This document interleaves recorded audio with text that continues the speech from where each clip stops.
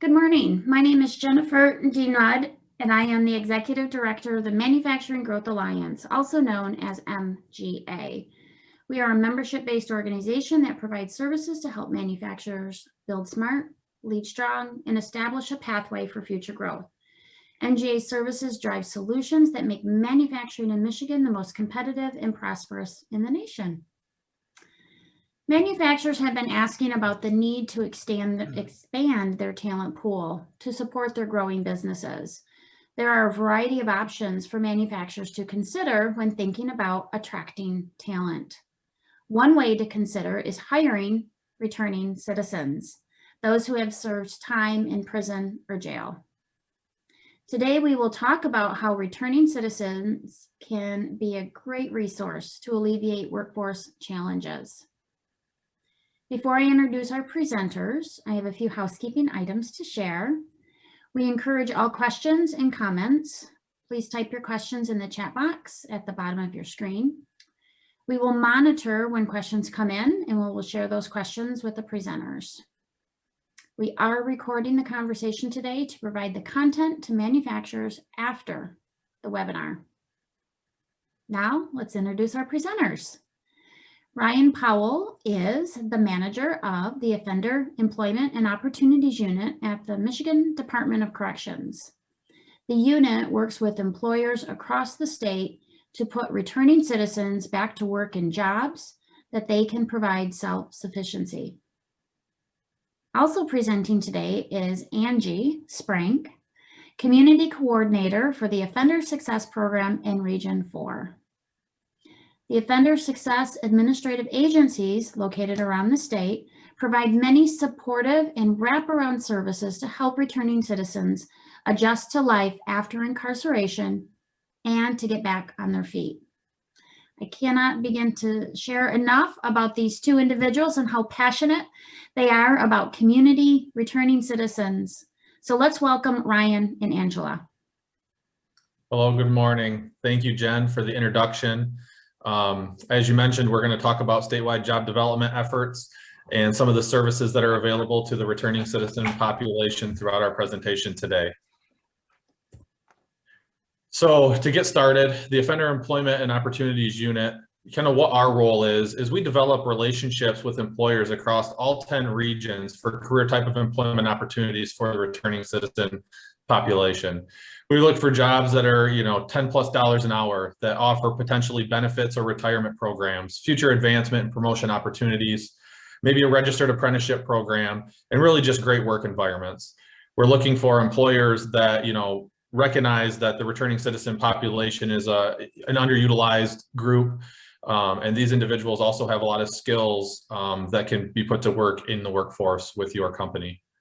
What we typically do is we develop a point of contact with each of our administrative agency and our FOA offices, our Field Operations Administration, to attend new employer meetings with us to help build those partnerships and to get the information out on the table and to alleviate any questions that the employers may have from a parole or probation side of things or from the supportive or wraparound services that might be available.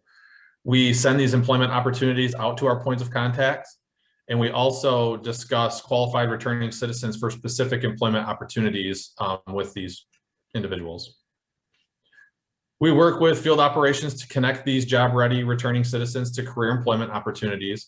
When I say that, what we typically try to do is we want the returning citizen to be job ready. There's basically a couple different avenues that they can go. And if we are sending somebody directly from field operations or somebody that's under supervision from their agent, they must be job ready and must check off those employment readiness type of things, work history, transportation, anything that could be a barrier to employment. We want them things to be completely out of the way if they're going to send us a returning citizen for that employment opportunity. If they're not, then we would work with our offender success administrative agencies to connect those returning citizens to the same employment opportunities, but that would be after the individual goes through the employment readiness program. And I'll let Angie kind of jump in here and talk about the job developers' roles through the admin agency. Sure, thanks, Ryan. So across Region 4, which is what I'm the coordinator for, which is 13 counties, we have employment providers in all 13 counties, and they provide typically 3 key elements: job readiness, job placement, and job retention, in which they track retention for a year or until that person discharges from parole.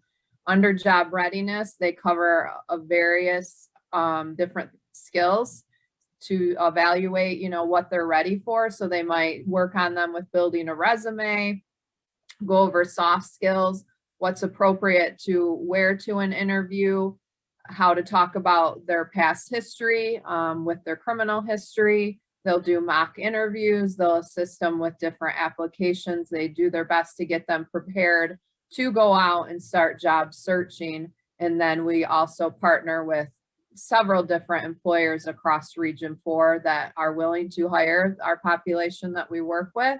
And so then there will be job placement. And then that employer kind of has an extra person that they can work with if there's different things that come up when the person's at work, if there's things they need to address, or maybe the person shared some barriers. And so we can act as another person to assist with those things.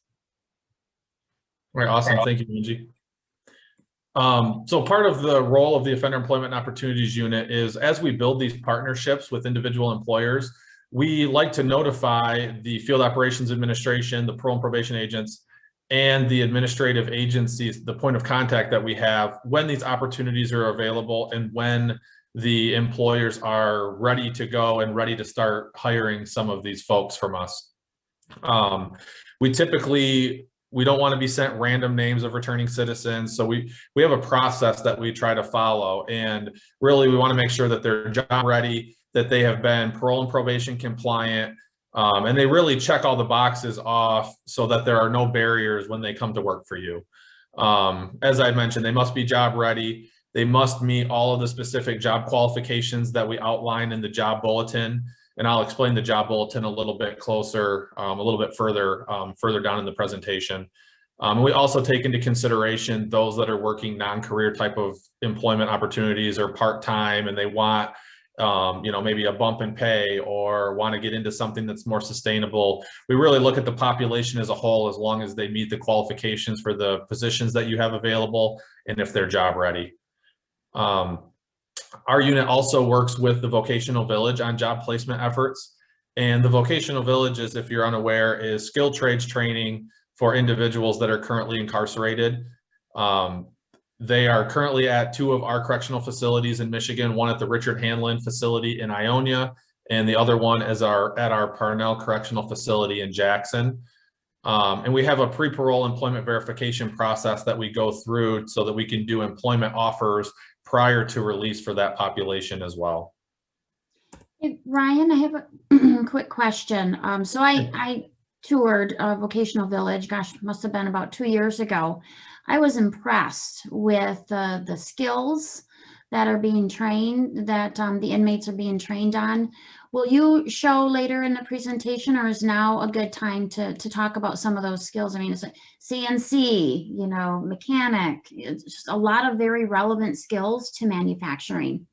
Yeah, I do have a section later on in the presentation where I will get into the vocational village, more specific, what trades are offered, some of the trainings that we do offer at the facilities, and then what the pre-parole employment verification process looks like. That also gets us connected to our administrative agencies for any barrier reduction once they do leave, and any of those supportive services that may be needed. So we'll get into that a little bit further down in the presentation. Perfect, thank you. Yep. So when it comes to employer outreach, what we have done across the state over the last 5-6 years is we've met with over 800 employers across the state. Over 700 of these employers are willing to work with us and notify us when vacancies occur with their company. Over really the last 5-6 years, as I mentioned, it's been kind of a cool transformation from the department side of things. We didn't really do a ton when it came to employment. We've always had standalone career technical education programs in our facilities, but we've really taken it to another level over the last 5 or 6 years when it comes to working with outside partners, working with employers, building partnerships, and really just trying to forge those relationships for the returning citizen population and give them a better chance once they do leave one of our facilities. In addition to that, what we typically do is we put together a job bulletin for every employer that we work with. These job bulletins include information like the company name, the work locations and addresses of those companies. Sometimes there are multiple, so we put all of the locations on that job bulletin. So when we're looking to connect a job-ready returning citizen to that company, we're looking at what their home placement is as well. We don't want it to be, you know, too far away where we know it's going to be a transportation nightmare trying to get them to and from work every day. We want to make sure that it's in a reasonable distance, that if they don't have their own means of transportation, that they can utilize public transit if it is available. And we really try to look at that stuff on a case-by-case basis to make sure that they can get to work, to and from work every day.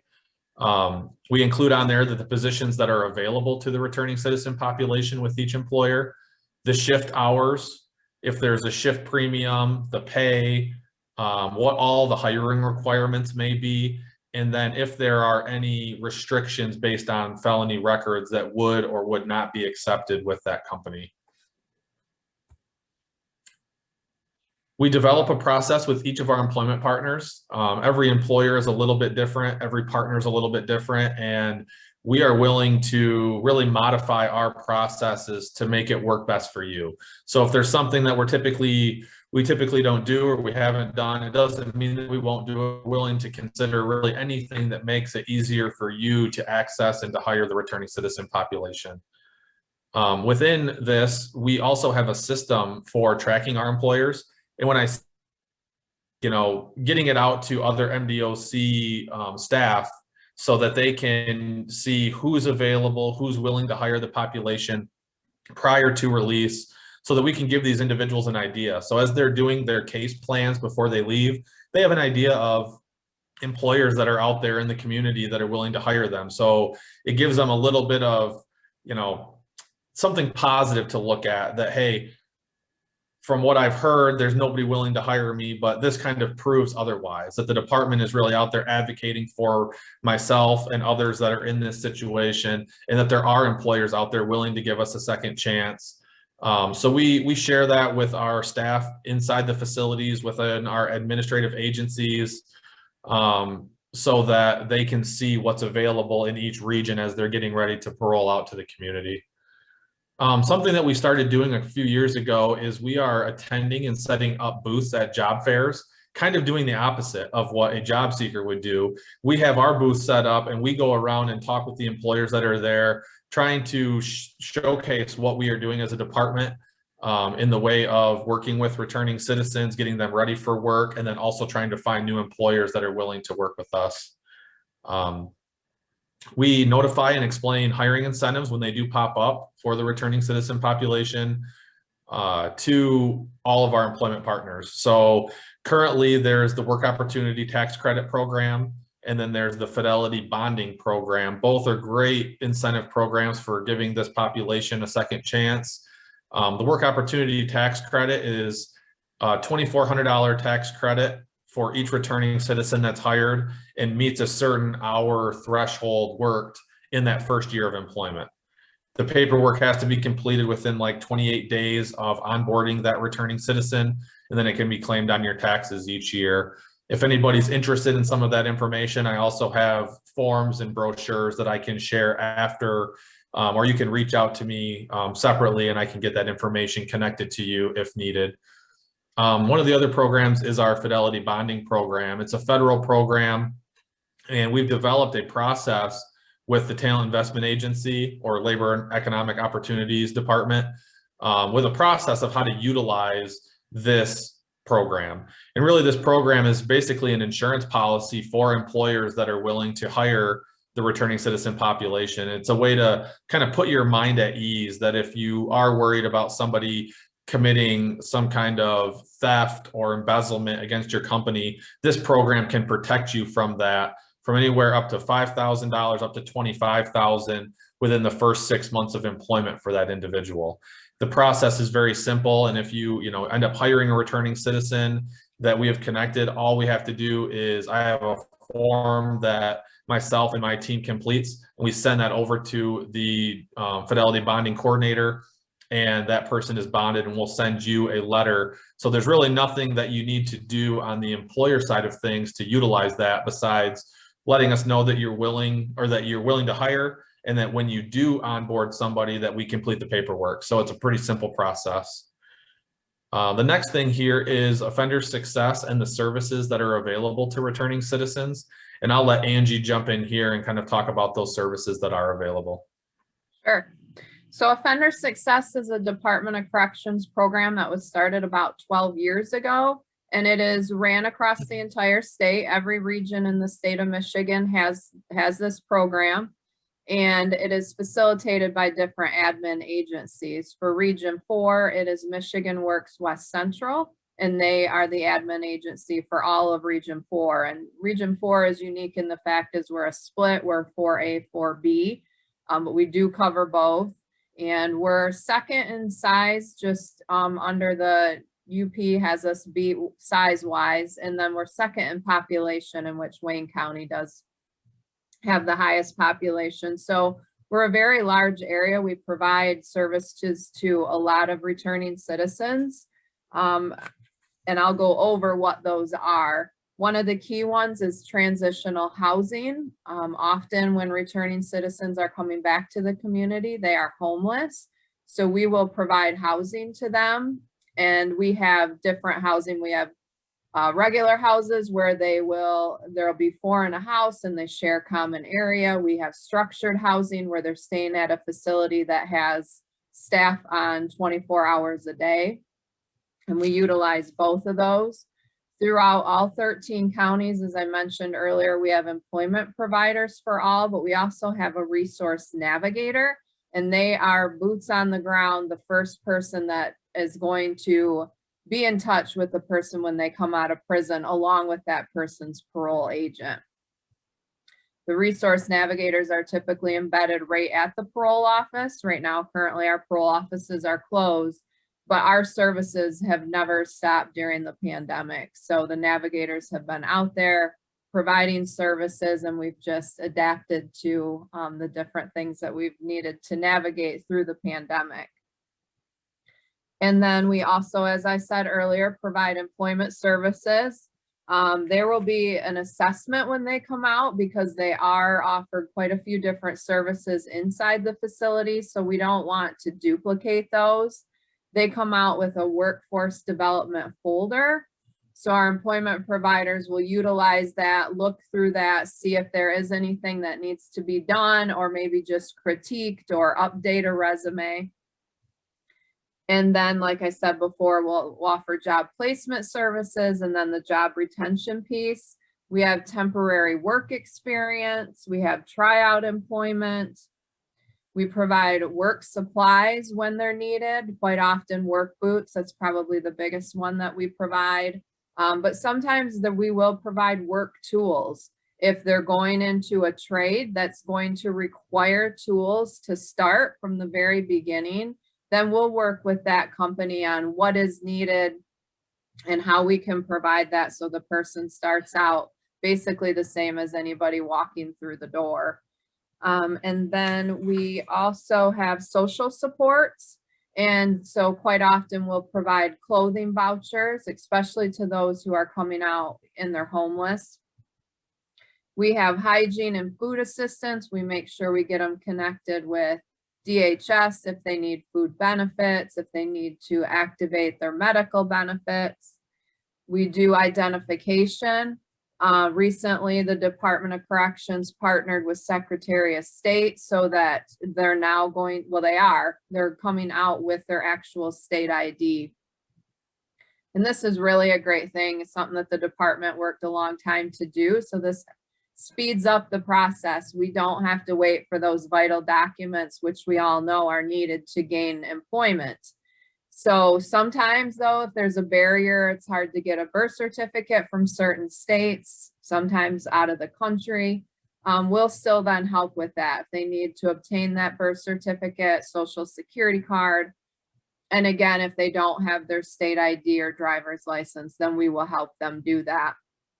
And the navigators have become very good at getting online appointments and making sure so we're avoiding large gaps in time to get them into Secretary of State. We have mentoring services. We have a program called CLEAR where we partner with the law enforcement agency.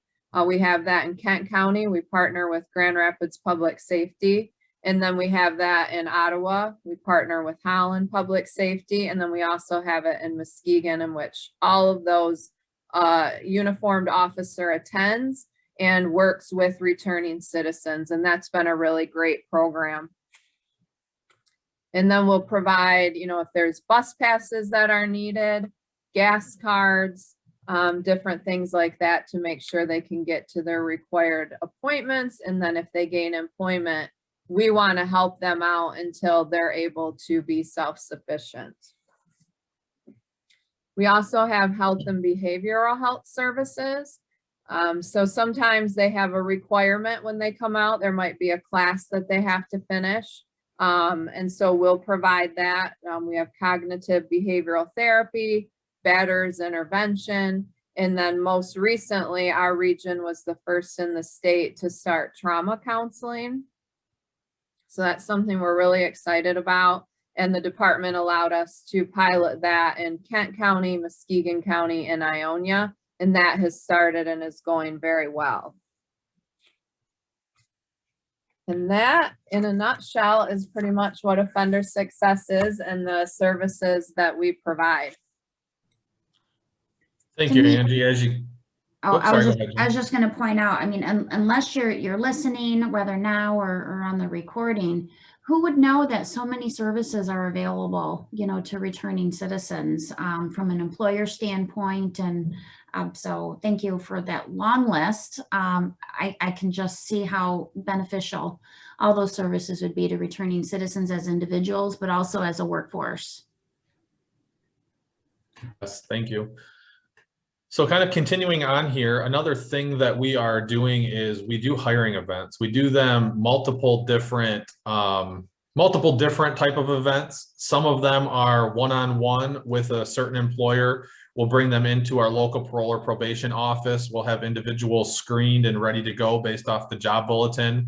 And that employer can do interviews right on site at our local parole or probation office. We also are looking now during this period of COVID of doing virtual hiring events, one-on-one with employers. We're still trying to figure out how the logistics will work with that, but it's an option that we can try to do if it's something that interests any of you. And then 2 years ago, we were really excited about this. We did 2 really large hiring events where we brought in Wayne County, we had 32 employers present. And we had over 500 returning citizens that came through the doors that day that interviewed with these employers that were on site. And over 80 individuals were hired through those efforts in that one day. We also did an event similar to that in Oakland County where we had 22 employers present and we had over 250 returning citizens come through the door. And over 75 individuals were hired from that event. So both things that we're looking at getting up and running as we come out of COVID. Last year, we had 5 events planned. We were looking to expand these hiring events, and we were going to do one in Kent County, one in Genesee County, Oakland and Wayne counties again, and Macomb County to go from 2 to 5 for the fiscal year. But unfortunately, due to COVID, we had to cancel those events. It looks like this year they probably won't be able to happen either, but we're looking in the near future to be able to bring those back once it's safe for everybody involved to do larger gatherings and larger hiring events again. So something we're looking forward to doing. So if you ever hear any communication from me or from, you know, somebody from my team regarding those, that's what it is. Now kind of moving on to the vocational village, and this is what Jen was talking about earlier. The Richard A. Hanlon Correctional Facility in Ionia and Parnell Correctional Facility in Jackson are the house of our 2 vocational village programs currently. We're in the process of opening up a third vocational village for the women's population at the Women's Huron Valley Correctional Facility in Ypsilanti. That one's still kind of in the construction phase, so I don't talk about that program a ton in this presentation, but it's something over the next 6 months that we're looking forward to opening the doors to that and getting the women inmates the same training as the males. So when it comes to student population, the individuals are transferred to these two facilities from all over the state. The 4 largest counties of returning citizens and potential employees are Wayne County, Kent County, Genesee County, and Oakland County. That's where most of the parole returns go back to from these 2 programs.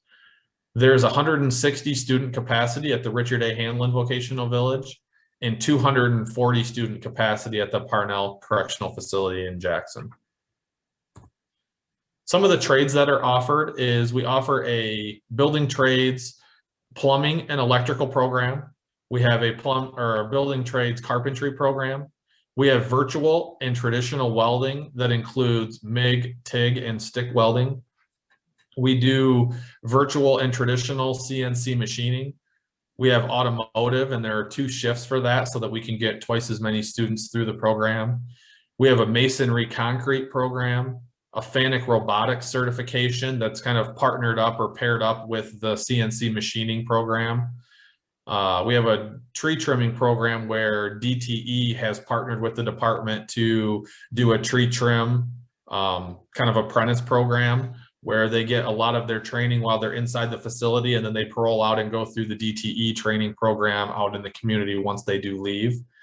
We have a commercial driver's license program, computer coding, and then in addition to all of these trades that are offered, we offer a high-low forklift certificate that is like a stackable credential. Every student, no matter what core they also go through the high-low forklift and obtain their forklift certificate prior to release. Some of the requirements to get into the vocational village is the students must be within 15 to 18 months of their parole discharge. They have no institutional misconducts within the previous 24-month period prior to entrance into the program. And they also must sign a contract that they're willing to transfer for the trade and have limited visitation during the training week. At our vocational villages and many of our facilities across the state, we offer soft skills training as part of our employment readiness program. The instructor in this program goes through things like resume writing and helps them develop a resume. They do goal setting, conflict resolution, interviewing and kind of mock interviewing scenarios, workplace communication and etiquette, and the students earn a Microsoft Digital Literacy and FDIC Money Smart certifications through this program. Each of our students have what we call an employment folder. So once they do parole back to the community, all of these things are in their employment folder, all of their certifications. And from our vocational village, they are all receiving state and national recognized certifications in their trade prior to release. So they're leaving with those certifications in hand, and those certifications are in their employment folders when they do leave. The job developer, we have a job developer that's on site at both of our vocational villages. And these job developers really work closely with the students to try to find out what type of employment that they want to go into in their trade, where they're paroling to, and they work with our administrative agencies and also the Offender Employment Opportunities Unit on job placement for these individuals and connections to employers in the region that they're returning to. They do career counseling through the interest and aptitude assessment. And they also ensure that the students have their vital documents in order that are necessary for employment, such as birth certificate, social security card, and things like that, driver's license, photo IDs. And Angie had talked about this a little bit. So we have a partnership with the Secretary of State, and we used to have their mobile unit come to our facilities and do 100 photo IDs or driver's licenses at that facility at one time. So we were getting maybe 400 individuals their driver's license or photo ID prior to them leaving the facility. We just enhanced that over the last 6 months, and we're now able to do over 6,000 a year So most of the individuals that are going to be paroling from any of our facilities will have the opportunity to get a photo ID or a driver's license if they are eligible prior to walking out of any of our facilities.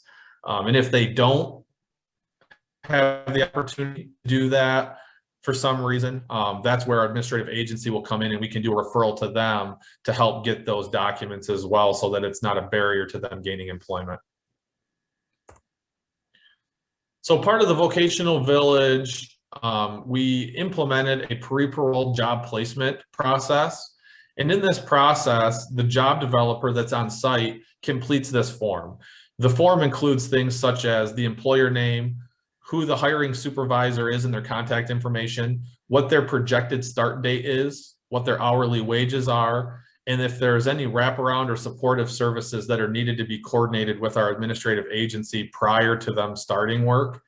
And the reason that we're doing this is there is a handoff that happens from our facility and to our field operations administration. And we want to make sure that nobody falls through the cracks and that all services are provided in a timely manner. So we implemented this process so that if they're going through our vocational village program, we're identifying things that might be a barrier to this person prior to them leaving the facility. And if they did do a Skype interview, an in-person interview, or a phone interview and have a job offer prior to leaving, we're transitioning that information over to our field operations so that they can pick it up when that person leaves and make sure that they know where they're supposed to go on their first day of work. Make sure that they have any onboarding stuff that they might need, as you know, such as 2 forms of identification to do the I-9 paperwork and things with the onboarding process with you guys. We make sure that they try to have all of that stuff available and ready.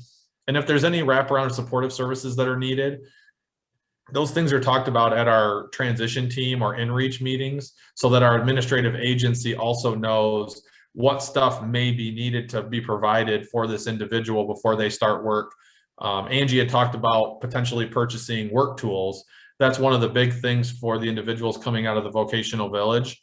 They may need work tools to get started in that job that they have set up. And so we'll do that referral prior to them leaving, and the admin agency will get that tool purchase coordinated so that they have those tools on their first day of work. The institutional parole agent and facility coordinator, they also conduct the in-reach and transition team meetings that I mentioned. And they also put together a 2-week post-release plan for these individuals that completes all required referrals and gets those supportive services coordinated. And this form is, as I mentioned, sent over to our field operations agent so that they have all the information needed to get this individual and make sure that they go to work on their scheduled first day. And that is all I had for today. I'm not sure if Angie had anything else that she wanted to talk about, but I just thank you for your time. The only thing that I was going to add was just a brief overview of our truck driving program. That's a program that we started over here in Region 4. Ryan and I were part of a small group that got that started. It's now across the entire state, which we're very proud of. In Region 4 alone, I just actually past week enrolled our 51st participant, and our success rate stays about 96, 97%. And then I believe for the whole state, we're upwards of 225 people, right, Ryan, with around the same success rate. So with that program, we have a pretty strict vetting process that we go through, and we contribute the success to that. They have to be out on parole at least 90 days. Most are out closer to a 6-month period, so that we can see that they've completed all required classes, that they're compliant. They cannot enter the program if they've had violation behavior or any positive drug screens. And then they have to have a valid driver's license, different things that obviously would contribute to being able to obtain a CDL. And here in Region 4, I work with FCG. That's the training facility that I utilize. And when they come out of there, they're partnered with employment. So when they go to school, they know they're leaving with employment. And then we tap into various different funding opportunities, either through Michigan Works, DOL grants, sometimes offender success. But our goal is when they finish training, they do not have debt, and then they're on to a career path. So that's been a really great program. Ryan and I are now actually working on a welding program that mirrors the truck driving program. And hopefully probably within the next 60 to 90 days, we'll start rolling that out and offering it to individuals as well. Yeah, thank you for bringing that up, Angie. You were right. There's over 225 individuals on a statewide level that have been referred for the truck driving program. And it's really just created career type of employment opportunities for this population. And we've seen just such a small number of the individuals that have been vetted and went through this program either returned to prison or, didn't make it through training. On a statewide level, it's 96.1% is the success rate. And most of these individuals are still working in that trade at the time of parole discharge. So thinking about placement rates, you mentioned the placement rates for the truck driving, and I'm confident the welding program that you're launching is going to have a very high placement rate as well. What are the placement rates for, say, Vocational Village, and then I'm not sure what the correct term is, but we'll say general reentry. So an inmate that reenters society that's not part of Vocational Village. What are the job placement rates for both? Is there a critical need out there for manufacturers and small businesses to say, hey, I wanna give a second chance to these individuals? Yes, there is a high demand for individuals that have went through a skilled trades or a CTE, career technical education type of program. And I'm glad that you asked that, Jen, because the data does show that if these individuals are going through a training like that, and we are vetting them and are giving them the tools to be successful, they are indeed successful upon their release from prison. The Vocational Village, I'll give you kind of two numbers. Pre-COVID, we were at 68% employed and 4.25% return to prison rate. And now the latest data that I just got, we are currently at 63% employed from our Vocational Village population and a 6% return to prison rate. When you compare them to the statewide level for parole and probation, we're coming in at about 40% of the population is employed, and the return to prison rate is right around 26%. So when you look at it from a CTE or career technical education type of perspective and the Vocational Village perspective, the results are just great compared to the overall population. Our goal is always to achieve higher. And just to give you the numbers too on the Vocational Village, there's almost 1,300 individuals that have went through that program since it started. There is over 500 that have successfully discharged parole supervision. And there is like 700 that are currently under parole supervision that are compliant, that are doing well. And there's only roughly 70 that have returned to prison from that entire program. Yeah, I so appreciate the numbers, because numbers are certainly the impact that Vocational Village is making. And then even for the individuals that exit prison, now you're starting to offer programs, training, even for those individuals, like the truck driving and the welding. I've been looking at data myself, and it really looks like Michigan is doing an outstanding job at reducing our recidivism rate in Michigan compared to other states. So thank you both for all your efforts that you're contributing to reducing the recidivism rate in Michigan. Thank you. Thank you, Jen. All right. So again, thank you, Ryan and Angie, for providing us with the content today. I know I took probably 2 pages of notes, but we'll also have the recording to reflect back on. We will send this recording out for those that registered for our conversation today, as well as send it out to a broader manufacturing base in Michigan. So thank you again. I hope you're able to enjoy the sunshine this weekend. We're starting to enter into warmer weather. So thank you again. Appreciate all that you do.